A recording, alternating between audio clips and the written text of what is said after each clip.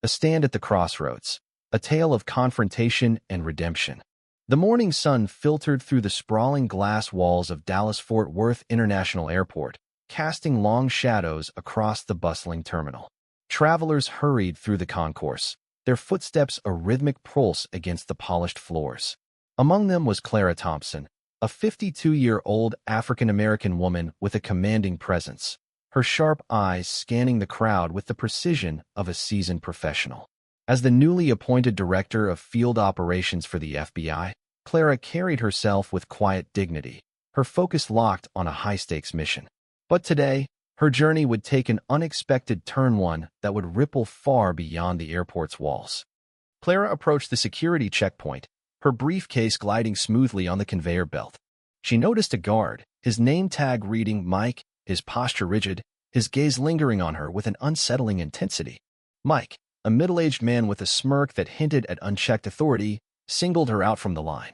"Step forward," he barked, his voice laced with a false politeness that barely masked his suspicion. The air grew heavy as Clara complied, her expression calm but resolute. What Mike didn't know was that he was about to cross paths with a force far greater than his badge. "Purpose of your visit?" Mike asked, his eyes narrowing as he scanned her ID, pausing as if questioning its legitimacy. "Business," Clara replied, her voice steady, cutting through the tension like a blade. Mike's lips curled into a sneer. "Business? Huh? Let's see about that." He motioned her toward the body scanner, his movements deliberate, his tone dripping with condescension. The crowd around them shifted, some exchanging uneasy glances, others too absorbed in their own rush to notice. But one traveler, a 55-year-old businessman named Tom, paused, his attention drawn to the unfolding scene. As Clara stepped into the scanner, the machine beeped twice, flashing a red light. Mike's smirk widened. "Step aside, ma'am," he said, relishing the moment. "This could take a while." He began rifling through her belongings, his hands lingering over her neatly packed items, each movement a calculated display of power. Clara stood motionless, her gaze locked on Mike, her silence a challenge he didn't yet understand. Tom, now closer, felt a knot tighten in his chest. He'd seen this before, authority wielded not to protect, but to demean. Mike leaned in, his voice low and mocking. "What's really in this bag? Trying to slip something through?" Clara's response was measured, her words like steel wrapped in velvet. "What you see is what's there. Are you done, or should I call my team to assist with your scrutiny?" The words hung in the air, sharp and heavy. Mike froze, confusion flickering across his face. "Team," he muttered, his bravado faltering. The crowd stirred, whispers spreading like wildfire. Tom edged closer, his heart pounding, sensing a shift in the air.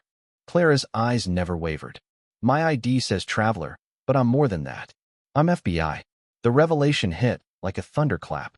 Gasps rippled through the onlookers, their passive curiosity morphing into active engagement. Mike's face drained of color, his hands trembling as he fumbled with her belongings. Behind his eyes, a storm brewed: panic, realization, and the dawning weight of his miscalculation. Clara remained a pillar of strength, her presence commanding the moment, her words a beacon of truth in a sea of prejudice. The checkpoint, once a mundane hurdle, became a stage for a larger reckoning. A young guard, Kevin, who had assisted Mike, stepped forward, his voice tentative but earnest. "Is there anything we can do to assist, ma'am?" His question, simple yet profound, marked a pivotal crack in the wall of complicity. Clara's gaze softened, but her resolve held firm. "Awareness is the first step," she said, addressing Kevin but speaking to all. "It's not about what you realize, it's about how you act." The crowd, now a collective force, buzzed with indignation and solidarity. A woman named Linda, a frequent flyer, whispered to Tom, "He's done this before. It's always someone who doesn't fit his idea of normal." Tom nodded, his own memories of overlooked slights surfacing. The moment crystallized into something bigger, a shared resolve to challenge the status quo. Clara's stand had ignited a spark, and the terminal was alight with its glow. As Clara moved toward her gate, Mike retreated, his authority diminished, his eyes avoiding the crowd. But the story didn't end there. In the shadows of the airport's service corridors, Mike's pride smoldered. He couldn't let this go. Determined to reclaim his control, he slipped through a side passage, his steps quickening as he headed toward the departure lounge where Clara would pass. He wanted one last confrontation, one last chance to assert his dominance. But Clara was no stranger to such tactics. As she neared the gate, Mike emerged, blocking her path, his voice a forced calm. "Ma'am, there were some irregularities." Clara stopped, her gaze piercing. "I thought we'd resolve this," she said, her tone firm but open, a master of de-escalation. Mike hesitated, clutching a clipboard as if it could shield him. "There's a process," he stammered, but his words lacked conviction. Clara's response was a bridge across his defiance. "If you keep down this path, you're not just wronging me, you're failing everyone. Failing to learn." Her words struck deep, unraveling the last threads of Mike's bravado.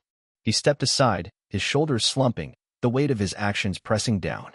The encounter didn't go unnoticed. A maintenance worker named Javier, who had long observed the airport's undercurrents, watched from a distance. Inspired by Clara's courage, he began gathering stories from colleagues' tales of bias, favoritism, and silenced grievances. In a dimly lit break room, Javier and a logistics coordinator named Diane compiled a dossier, a damning record of systemic flaws. They presented it to Susan Hayes, the airport's deputy director, a woman known for her resolve to modernize. Susan, shaken by the evidence, called for immediate action retraining programs, transparent audits, and a council to amplify employee voices. Mike faced consequences. Stripped of his checkpoint duties, he was enrolled in intensive bias training. The sessions were grueling, forcing him to confront his past actions. In one meeting, he met David, a young man he'd once targeted years ago in a similar incident. David, now a facilitator in the program, spoke with quiet strength. "Understanding doesn't erase the past, but it builds a path forward," he said. Mike, his defenses crumbling, nodded, his voice barely above a whisper. "I'm trying." Their dialogue, raw and honest, became a cornerstone of Mike's transformation. The airport transformed too. Susan's reforms took root, fostering a culture of accountability. Employees like Javier and Diane formed task forces, ensuring no voice went unheard. The story of Clara's stand spread beyond the terminal, capturing national attention. A journalist, Emily Carter, aired a segment that went viral, sparking debates on TV panels and social media. Hashtags like Stand for Justice trended, uniting communities in calls for reform. In Washington, Congresswoman Maria Lopez drafted legislation, the Clara Thompson Act, mandating bias training and transparency in public transport.